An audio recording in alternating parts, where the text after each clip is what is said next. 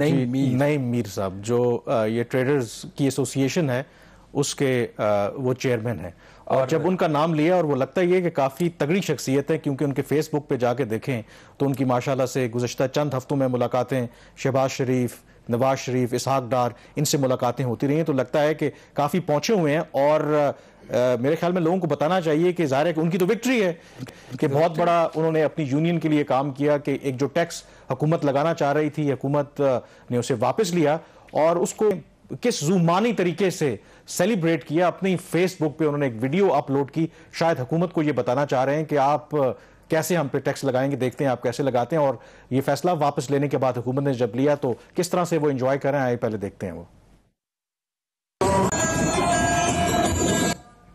वैसे तो भारतीय जो गाने हैं पाकिस्तान के टीवी चैनल्स पर अलाउ नहीं है, लेकिन बताना सिर्फ आपको ये था कि ये वो ताजरान हैं कि जब अपना उन्होंने सक्सेसफुली गवर्नमेंट को कन्विंस कह लें या मजबूर कर दिया कि वो टैक्स वापस जो उन्होंने लगाया था वो वापस लें वो एकदम, और उसके बाद वो पूरी तरह से इंजॉय कर रहे हैं। थोड़ा सा सॉफ्ट है, कन्विंस नहीं किया हुकूमत को, इन्होंने हुकूमत मैंने ये सरेंडर करवाया है। लेट्स पुट इट स्ट्रेट कि जो ये नईम मीर साहब इतने पावरफुल शख्सियत है, और बल्कि उन्होंने एक अपना वो भेजा क्लिप, उन्होंने कहा कि मैं साबिक वज़ीर-ए-आज़म इमरान खान के खिलाफ इलेक्शन लड़ने के लिए भी तैयार हूं। तो वो इतनी पावरफुल शख्सियत अब पाकिस्तान में हो गए हैं जिन्होंने 3 वज़राए खजाना जो पाकिस्तान है उनसे सरेंडर करवाया।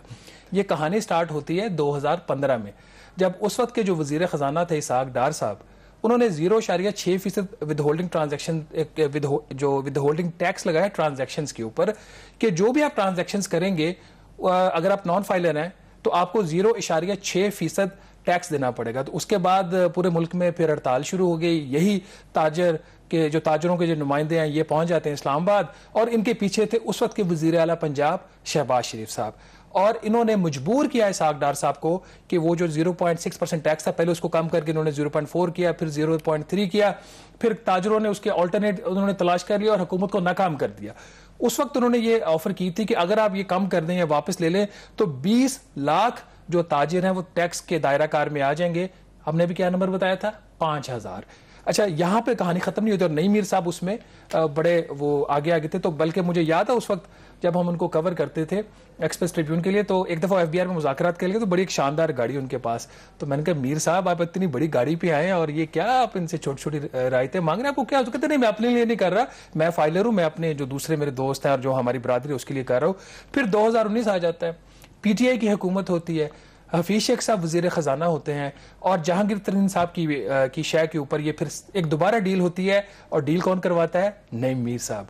और फास्ट फॉरवर्ड 2022 नईम मीर साहब मुलाकातें करते हैं वज़ीर आज़म शहबाज शरीफ साहब से 1 to 1, लंदन में जाते हैं, इसहाक डार साहब से मिलते हैं, मरियम नवाज शरीफ साहिबा से ट्वीट करवाते हैं, और इवेंचुअली वो सरेंडर करवाते हैं वज़ीर खजाना मिफ्ता इस्माइल से। तीसरा सरेंडर पाकिस्तान ने किया है इन ताजरों के सामने 8 साल में, और अगर आप हिस्ट्री उठा के देख लें 2000 से तो पता नहीं कितने इतने सरेंडर्स हो चुके हैं। मेरे ख्याल में इवन के जो ओरिजिनल जब ये फाइनेंस बिल में ये प्रपोजल आया कि ये जो बल्कि उस पर इंप्लीमेंट होना शुरू हो गया था कि फिक्स टैक्स आप लेंगे, इवन मेरे ख्याल में ये भी एक कॉम्प्रोमाइज था। आप खुद कह रहे थे कि फिक्स टैक्स तो किसी का हल नहीं है।